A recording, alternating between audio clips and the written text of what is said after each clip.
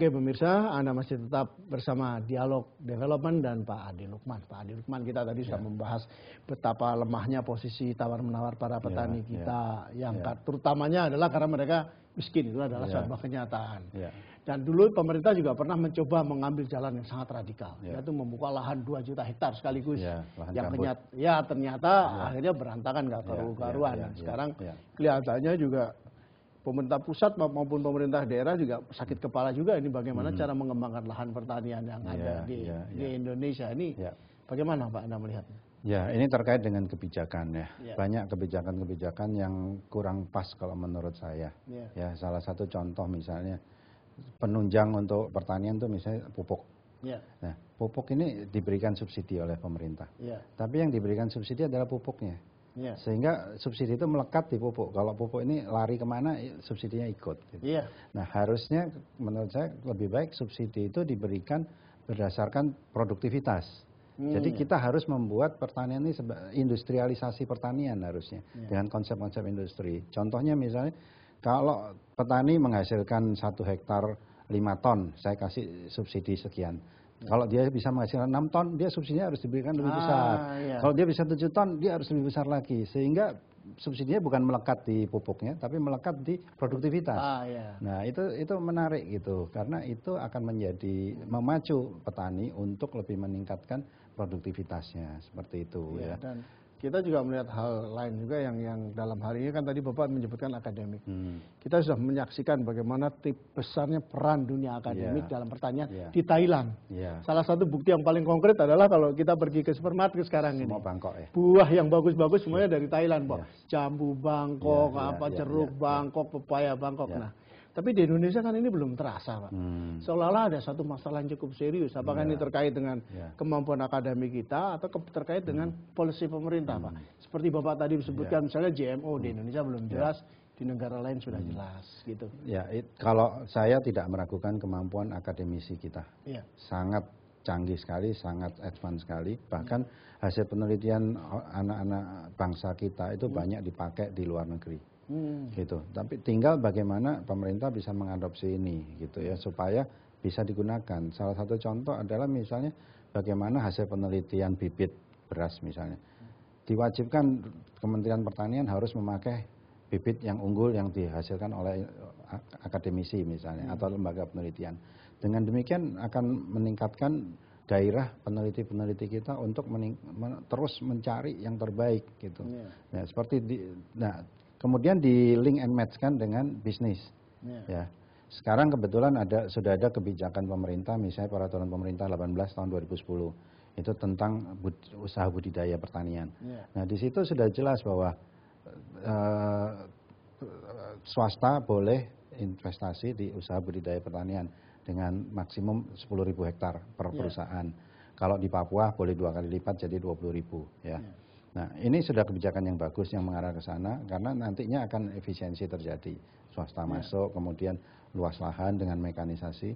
Kita tidak perlu takut bahwa lapangan pekerjaan akan hilang untuk petani. Saya kira beda. Jadi food estate ataupun agri estate ini dibuat supaya terjadi efisiensi dan optimalisasi lahan-lahan yang ada. Tapi kalau kita lihat situasi politik di Indonesia sekarang ini, Pak ya, segala sesuatu yang baru, entah itu dari pemerintah atau swasta, itu selalu menjadi perdebatan yang hebat di mana-mana. Dan unsur politik selalu muncul di situ. Nah, ini kan jadi satu hal yang membingungkan juga, terutama bagi para produsen seperti Bapak ini kan. Ini karena pengambilan keputusan jadi ruwet karena banyak hal yang harus pertimbangkan. Tidak hanya segi ekonomi dan bisnis, tapi juga politik. Jadi kalau menurut Bapak ini apa yang perlu dilakukan? Apakah perlu ada suatu forum khusus antara para politisi, birokrasi, dan pengusaha atau bagaimana? Yang bertemu secara rutin dan efisien serta efektif dalam pengambilan keputusan. Ya, saya kira perlu. Perlu karena industrialisasi di agro dan pangan ini terkait erat dengan bahan baku. Nah, bahan baku ini banyak kebijakan-kebijakan yang harus disinkronkan. Jadi sinkronisasi dari hulu ke hilir. Ini sangat penting sekali supaya politisi tahu juga Contoh yang paling sederhana itu yang tadi saya bilang itu skala ekonomis saja, bagaimana membuat skala ekonomis. Ya, kalau di Thailand itu misalnya mangga itu bisa menjadi industri pure mangga atau jus mangga yang bagus sekali. India juga demikian, Filipina juga demikian. Tapi di Indonesia seperti saya katakan sebenarnya lebih kaya karena Indonesia punya mangga jauh lebih enak, misalnya harum manis, Probolinggo. Tapi tidak skala ekonomis.